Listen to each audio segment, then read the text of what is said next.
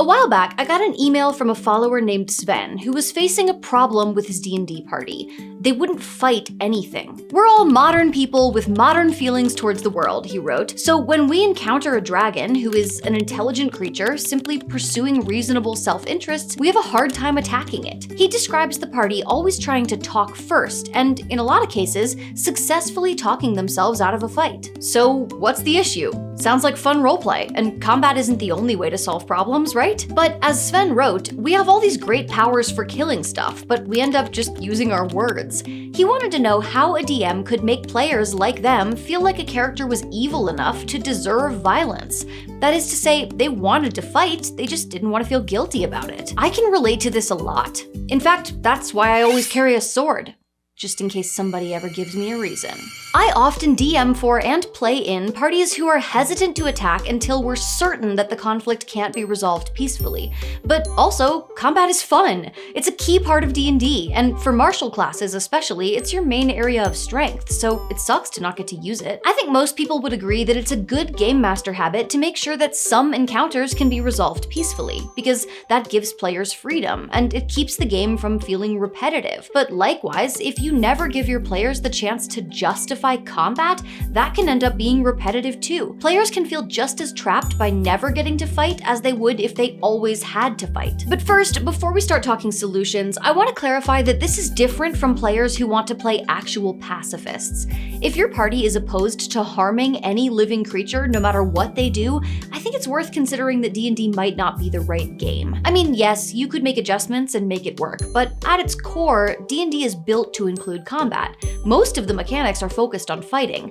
There are tabletop games out there that don't center combat, like Rutama or Mouse Guard or Monster Hearts or countless others, and one of those might be a better fit for players who would rather cast restorative justice than fireball. But this video isn't about pacifists, it's more about those players who won't enjoy a fantasy where they just slaughter a bunch of goblins for being goblins. Players who try to use speak with animals when they get attacked by winter wolves. Players who see a dragon and think, "Hey girl, who hurt you?" People who want to fight sometimes, but won't do it unless they feel like it's necessary. I just realized that you could summarize this video topic as how to morally justify violence. Anyway, it's a game. Sometimes you want to stab stuff. So here are 3 ways to design combat encounters that will allow even your most bleeding heart players to indulge in wanton brutality with a clear conscience. A few months ago, I got to travel to Denmark and play in a one-shot to promote the new LEGO D&D set. I made a video all about it, which I will link in the cards in case you're curious. Now, since this was a family-friendly brand, we were told upfront that violence wouldn't always be necessary. We managed to get out of fighting 2 mimics, an owlbear, and a displacer beast, among others. But you know what happened when our bard tried to pacify a gelatinous cube with music? Nothing. Gelatinous cubes have an intelligence score of 1. Their only directive is to eat. Relatable. You either kill it or you escape it. Those are the only 2 options where you get out alive. Sympathetic players don't like to fight sentient creatures without at least trying to talk to them first. So try giving them a creature that isn't sentient, that can't be reasoned with, like a zombie or a shield guardian, or somebody who answers the phone for Wells Fargo customer support. Thank you for holding. If the creature can't be persuaded or pacified because you literally can't communicate with it, then your list of options for how to handle the encounter gets much, much shorter. I once created a creature called the Feral Merfolk that I really love, and I made it specifically to be not a villain, but a monster. I wanted this creature to be terrifying, a bloodthirsty predator, not a Little Mermaid figure so much as a piranha that happens to have a humanoid torso. They don't have language, but even if they did, you cannot reason with a feral merfolk because what it wants is to eat your flesh. I created them this way because I wanted players to fight them. If I wanted to create some sort of sympathetic mermaid anti-hero drowning sailors because she was wronged in some way, I would. But since I was trying to create a scary monster,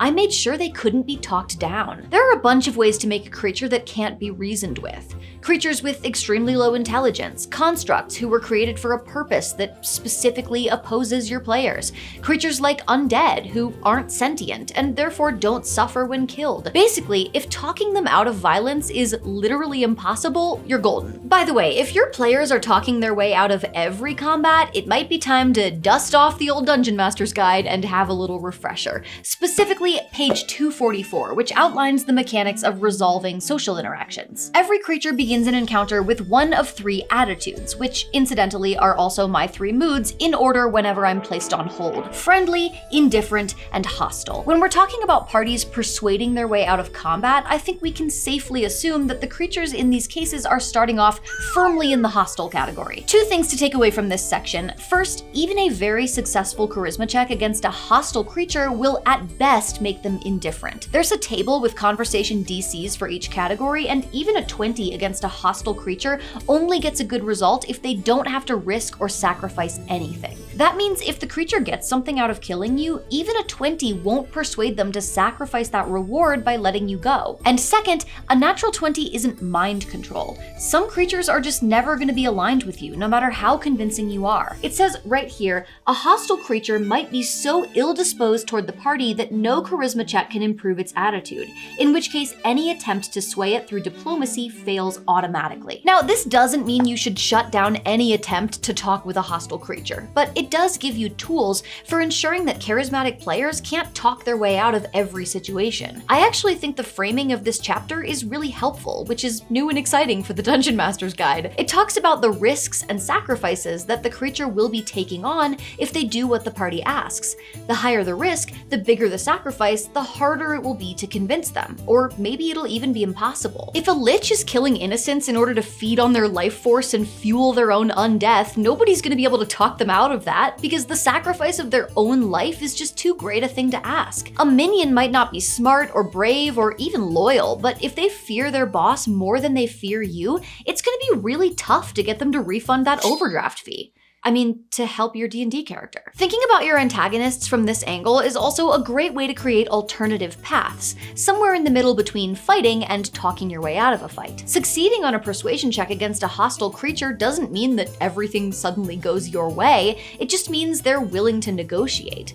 Even a persuadable creature should have limits, and knowing what those limits are allows you to throw your players some curveballs. If you need inspiration, there's a great section in Tasha's Cauldron of Everything called Parlaying with Monsters, and no, you can't use that as a band name, I'm using that as a band name. This section includes the things that a monster might want badly enough to be willing to back down over. Most are pretty weak, to be honest, but a few of them are fantastic, like the aberration that will let you go if you accept a strange organic graft onto your body, or the dragon who demands an item from a rival dragon's horde, or the fiend who's happy to let you live for the low, low price of your soul. What I love about these kind of responses is that they don't just say, yes, you persuade them, or no, you don't persuade them. Instead, they introduce new choices. They challenge your players to decide where their boundaries lie, and in some cases, they might even unfold into an entire new quest or plot arc. Of course, there's one more fun option worth mentioning. A smart creature probably knows that it can take advantage of a well-meaning adventurer who wants to make peace. Don't be afraid to have your baddies smile and pretend to accept a truce and then turn around and stab your players in the back. I mean, they're bad guys. What did your players expect? This is the thing that I think is missing in a lot of these encounters. If you want your players to fight your bad guys, they need to actually be bad. In Sven's email, he gave me a few examples of encounters where his party was hesitant to fight. A dragon who was trying to find its stolen eggs, goblins whose only crime seemed to be existing while goblin. The issue was that even though a dragon or a goblin might have the evil alignment listed on their stat block, the players didn't see them actually doing evil in the world. When you describe a dragon searching for its eggs, you aren't giving your party an evil that needs to be stopped, you're just giving them a problem to solve. And finding the eggs is the most reasonable solution. Imagine if your mom was like, hey, we're out of eggs. Do you go to the grocery store and get more eggs, or do you kill your mom? Who cares if the stat block says a goblin is evil? What does your story say? You can't just point to the monster manual and say, see, it says right here, they're evil, kill them. The modern D&D player doesn't buy that. But if those same goblins are kidnapping children from a nearby town, roasting them over a spit and eating them, I don't think your players are gonna be nearly so interested in sitting down for a tete-a-tete with goblin leadership. In a game where I'm a player, one of our opponents was literally leading a human trafficking ring. I can assure you that we were completely uninterested in negotiating with this guy. I do think it's good to ask yourself what your bad guys want and to think of them complexly, but complex creatures can still be evil. Not to get dark, but look at the real world. Humans are arguably the most complex creature on the planet, and we are capable of sometimes astonishingly evil acts, magnitudes worse than a wolf trying to eat somebody because it's hungry. In order for a band of heroes to kill and still be heroes, their opponents need to be truly evil, not just, as Sven puts it, pursuing reasonable self-interests. Now, if you want your players to be willing to roll initiative, it needs to be just as much fun to fight the baddies as it is to persuade them. Unfortunately, in 5th edition, it's way too easy for combat to turn into a slog. That's why you need to watch this video next to learn all about how to make combat just as exciting and narratively interesting as your social encounters.